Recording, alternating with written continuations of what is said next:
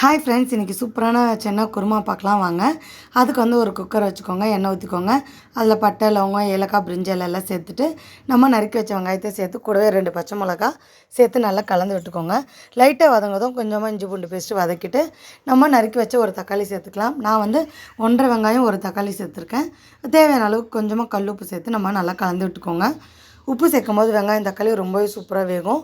அதுக்கப்புறம் வந்து பார்த்திங்கன்னா வேக வச்ச கொண்டக்கடலையை சேர்த்துக்கலாம். அது கூட வேக வச்ச தண்ணியுமே சேர்த்து கொஞ்சமாக மஞ்சள் தூள், கொஞ்சமாக குழம்பு மிளகாய் தூள் சேர்த்து கருவேப்பிலை சேர்த்து நல்லா கலந்து விட்டுக்கோங்க.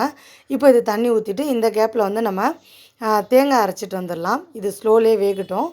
அதுக்கப்புறம் பார்த்திங்கன்னா ஒரு ஜாரில் தேங்காயும் கொஞ்சமாக சோம்பு, கொஞ்சமாக வந்து கசகசா ஒரு 1/2 ஸ்பூன் அளவுக்கு பொட்டுக்கடலை சேர்த்து நைஸாக அரைச்சிக்கலாம். நல்லா இது கலந்து விட்டுட்டு இது கூடவே நம்ம அரைச்சி வச்ச தேங்காய் சேர்த்து நல்லா கொத்தமல்லி தழை போட்டு கொதிக்க வச்சா குருமா ரெடி. Bye friends.